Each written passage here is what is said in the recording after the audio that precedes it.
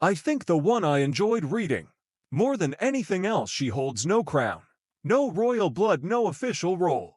Yet she's been called the real power behind the throne, and the royal family's secret weapon. And now, Carol Middleton has made a decision no one saw coming. And the fallout is beyond brutal. It's always been about power, control, and influence, but what happens when one woman crosses a line that's never been crossed before? What happens when she makes a decision so quiet, yet so powerful, that it sends shock waves through the palace corridors? This isn't just royal family tension.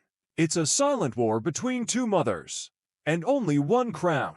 And now this war has the Queen in tears. When people talk about the British royal family, names like King Charles, Prince William, Kate Middleton, or even Meghan Markle always come up. But most people often look past the one woman who's been quietly shaking up dust in the royal family. Behind the scenes, that woman is Carol Middleton, Kate's mother. And from the early days of William and Kate's courtship up until today, Carol has worked tirelessly behind the scenes, playing a much bigger role than most people realize, and making moves that some say could make or break the royal family. As a matter of fact, some insiders have revealed that she's the royal family's secret weapon, the one that nothing gets past, and the no-nonsense master strategist that gets the job done. While this has brought her close to the royal family members, it has also led to some intense feuds that are shaking the very foundation of the royal family. The royal family is known for its disturbing obsession with controlling its internal affairs.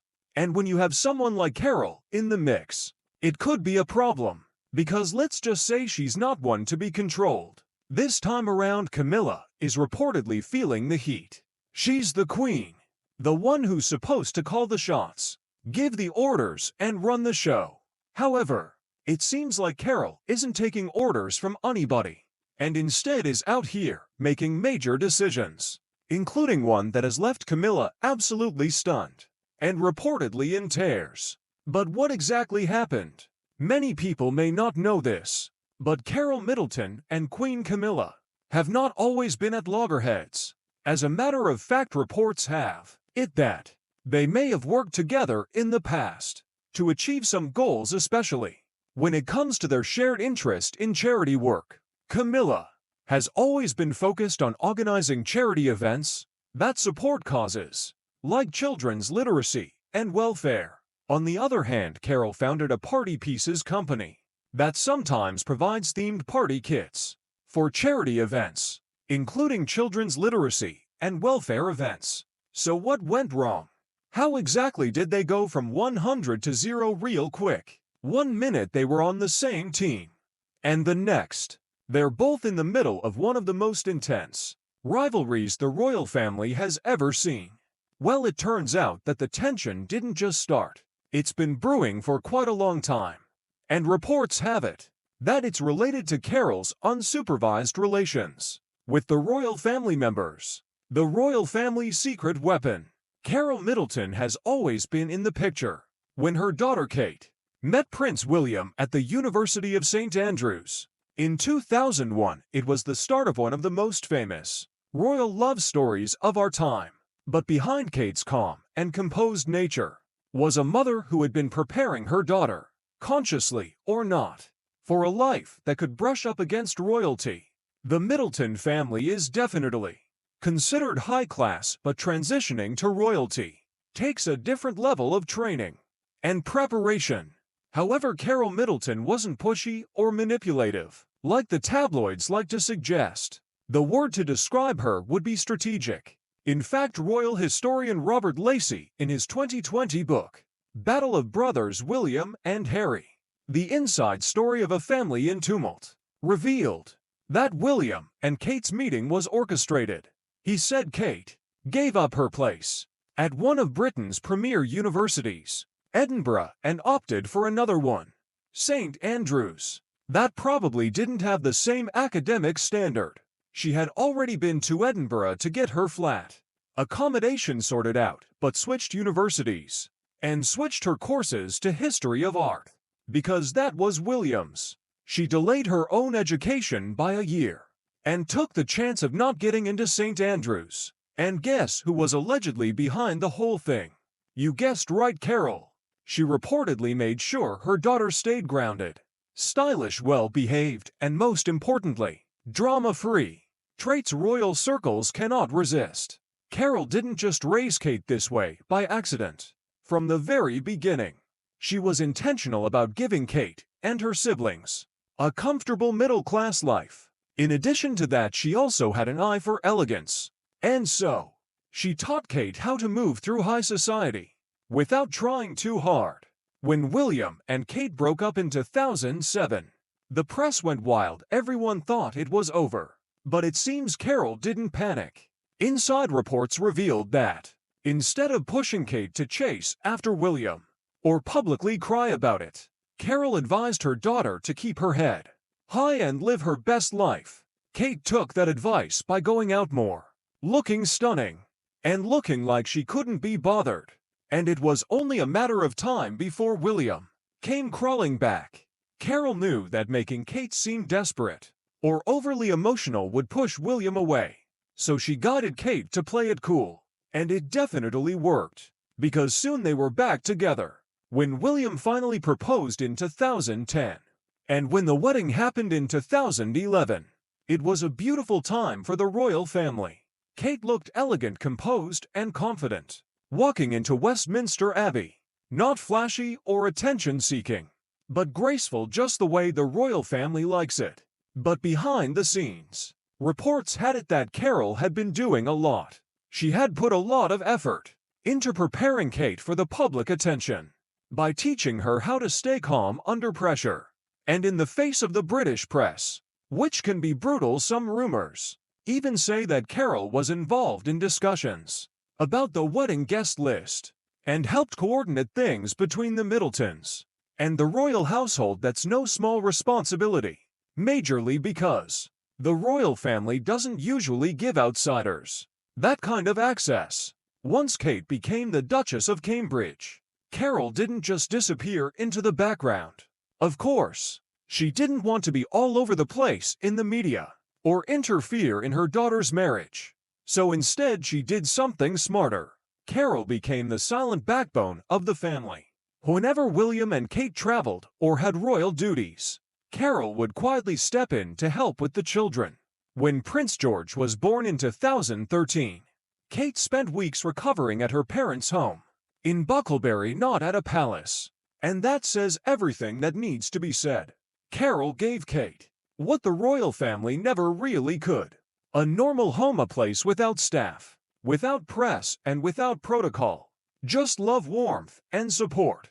Some sources even said that William absolutely loved it. And he's always felt like the Middletons gave him the stability he didn't get growing up.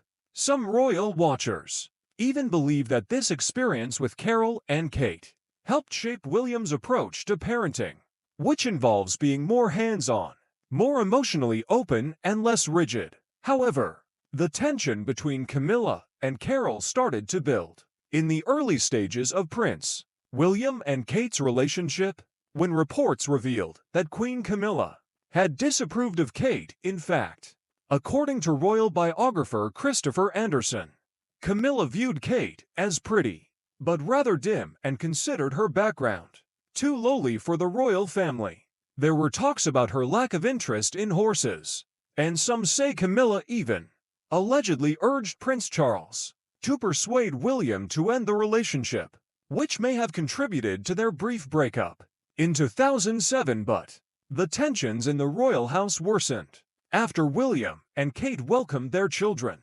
As George, Charlotte, and Louis grew up, reports said that Carol stayed incredibly close to them. She was always around, whether it was for birthdays, school drop-offs, or just quality time.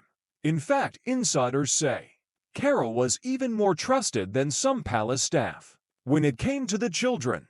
However, it seems that this constant involvement in the lives of Kate and William's children doesn't really sit well with some members of the royal household, especially Camilla, and the reason for this will have you questioning everything you thought you knew about the royal household. The royal tug-of-war. No one wants to admit it, but inside and outside the royal house, everybody whispers about the tension between Carol Middleton and Queen Camilla. On the surface, they look like two polite and polished women, two grandmothers to royal women, who are both playing supportive roles in the lives of the future king and queen and their children. But behind the scenes, there's serious tension between the two. This tension has reportedly been worsened by Carol Middleton being the more present grandmother to Prince George, Princess Charlotte, and Prince Louis. Till today, Carol is almost always found somewhere around them. She's spotted near schools, goes on Middleton family ski trips with the kids, and even helps plan the children's birthday parties. And at this point, it's only normal to think Camilla began feeling a little sidelined, but is merely feeling sidelined enough to create the kind of tension that exists between the two women. Well, it turns out that this isn't just about showing the children affection. In royal families, access to children is power. If Carol is the one shaping George's childhood, influencing Kate's parenting, and building that emotional bond, that's an incredibly powerful role, especially considering the fact that George is a future king. Could Camilla be quietly uncomfortable with how much influence Carol has for the next generation of royals? Royal commentator Tom Quinn spoke up about how much power and influence Carol holds by being so close to the children. He said, "I suspect everyone thinks that in terms of the children, the royal family will inevitably have the most influence, but that is entirely wrong. It will be the Middletons that have the influence, because the royal family is too formal. It's too stuck in its ways. And that formality is exactly what Camilla likes when it comes to training members of the royal household." Another royal commentator, Jenny Bond, added, "I suppose there is a little tension at times between who gets to see the grandkids the most. Kate will always turn to Carol for help, advice, guidance, and just getting together and romping around with the kids, possibly, before she would get together with Camilla and Charles." Some say another subtle source of tension is where the family spends Christmas. For years, royal tradition has always meant Christmas at Sandringham with the king and queen. Very formal, very traditional, very stiff, but Kate and William have reportedly skipped those royal Christmases more than once, and instead chosen to spend the holiday with the Middletons. There were whispers that in 2016 and again in 2022, William and Kate chose Bucklebury over Sandringham, and while the official word was always to keep things fair, many insiders believe Carol's warmth, relaxed home, and family-first approach made the decision easier for Kate, and this has ruffled Camilla's feathers. Royal commentator Richard Kay once said, "Prince William has said, look, I am not always going to be available for the royal family. I have another family, and that is Mike and Carol Middleton. And that is very important to me, and Kate, and my children. The royal family is big on protocol, and choosing Carol over Camilla even just once could have sent a subtle message to Camilla that Kate and William have chosen their own way of doing things now, and that Carol's voice mattered as much as hers did." But the main tension boils down to the fact that Camilla and Carol reportedly have two very different ideas about how the royal children should be raised. Carol's known for being hands-on. She believes in routine home-cooked meals, outdoor play, and warmth. She even reportedly advised Kate to keep the children as grounded as possible, with school uniforms, family dinners, and no-go excessive pampering. Camilla, on the other hand, was never that kind of mom or grandma. She's more old school. She believes in duty, privacy, and letting the staff handle things. There are whispers that she doesn't totally understand why William and Kate are so focused on being relatable to the kids. Could these tensions stem from behind the scenes disagreements about what kind of childhood George and his siblings should have? It's quite clear that neither woman is going to confront the other directly, but that kind of quiet competition especially over something as important as children, can breed some real tension.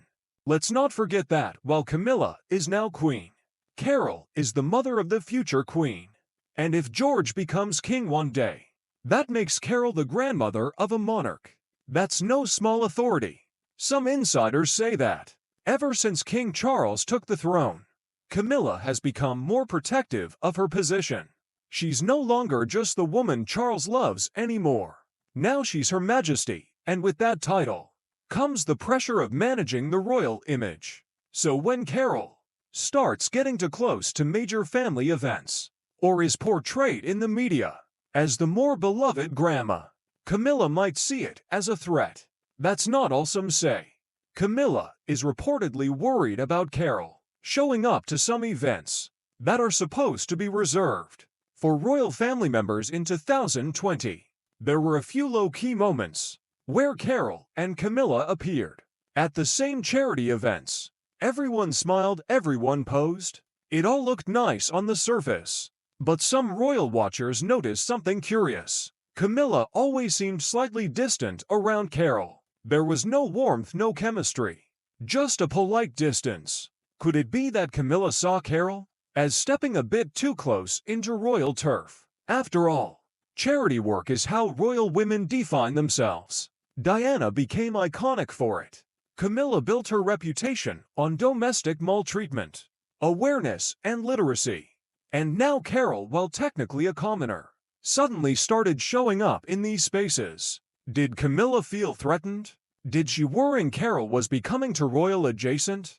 Or was it awkward for her that the Queen consort was being publicly compared to a party planner from Berkshire? In fact, some royal watchers have noted that another major reason for the tension between the two women is the constant comparison they have to endure in the media. The constant comparison. The truth is, Camilla never dreamed of being queen.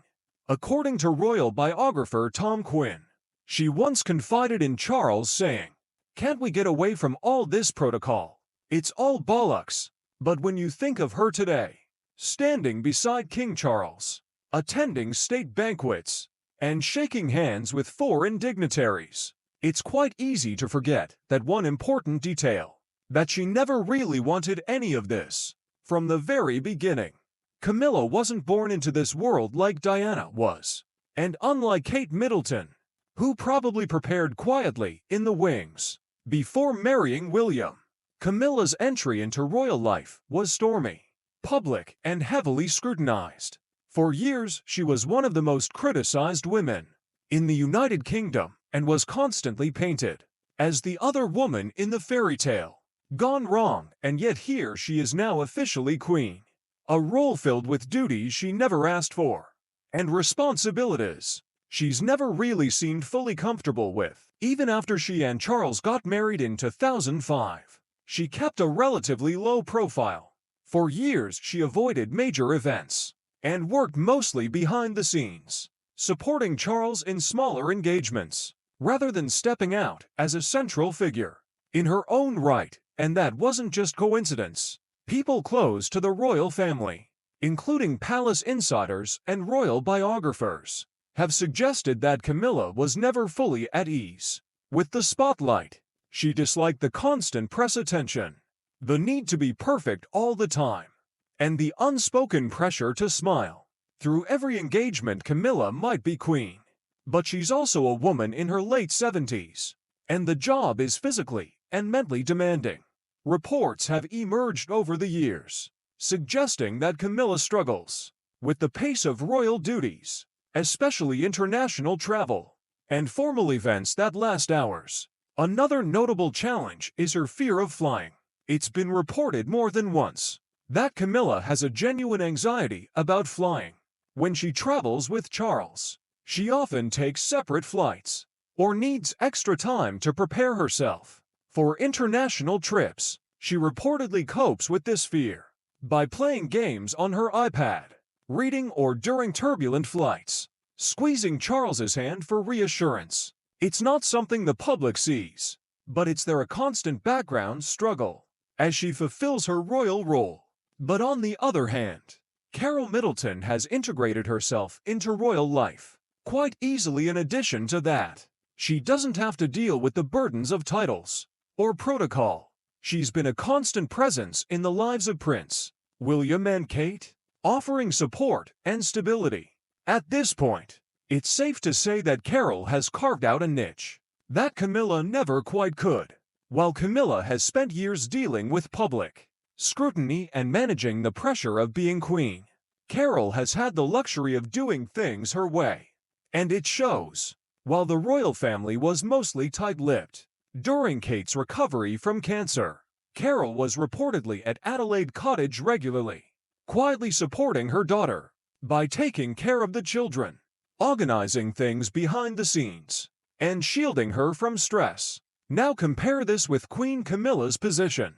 During the same time, Charles was dealing with cancer treatment, and Camilla had to keep stepping up for royal duties by attending endless events and managing public expectations. That's admirable, no doubt, but it's also draining, because Camilla doesn't get to be the warm, comforting grandma figure who earns all the praises. In the eyes of the media, she has to be the queen, and is often viewed as cold and distant.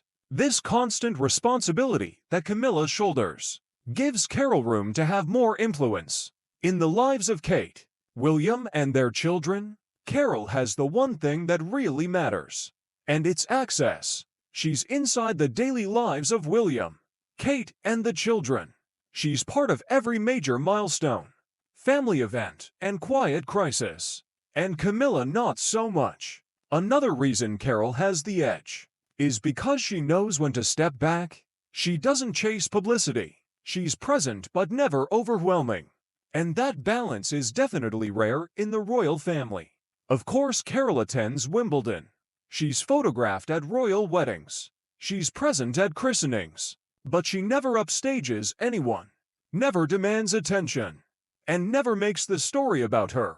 And perhaps that's exactly what the media likes about her. That's her power, and that's definitely why she's constantly portrayed as the sweet and warm grandmother. Camilla, on the other hand, has had to work hard to prove she deserves to be in the spotlight. She's had to constantly earn her place, and it's come at a cost. While Camilla gets protocol briefings, media attacks, and constant comparisons to Diana, Carol gets birthday hugs from George and insider family moments with Kate. While Camilla wears the crown, hosts foreign dignitaries, and carries the royal torch with dutiful grace, it's Carol who gets to enjoy the warmth, the intimacy, and the real emotional connections. One is performing, the other is simply living.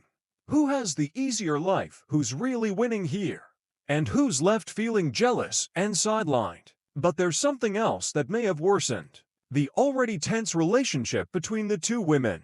Lately, the Middleton family has been going through an extremely rough patch, and more people are wondering, has the Middleton family drama changed the way Queen Camilla sees Carol Middleton? Has it given her more power or made her more vulnerable? The truth is, it may be doing both. Camilla is either quietly gloating or strategically circling, like a lioness who smells weakness. The Middleton family woes. Carol Middleton has always been the quiet, composed behind-the-scenes figure and the steady, dependable mom, but over the past couple of years, that once perfect Middleton image has started to crack. Between the collapse of party pieces, the family business Carol built from scratch, and rumors about financial strain, suddenly the Middletons have been thrust into the kind of tabloid attention they usually avoid like the plague. And people have started wondering what Camilla makes of all this, because she may wear the crown, but she's had her fair share of criticism. And Carol, on the other hand, has long been seen as the perfect mother-in-law, the power behind Kate, and even the emotional anchor of the Hoyles family. You see, Carol Middleton wasn't born into wealth or prestige. She built her brand party pieces from the ground up.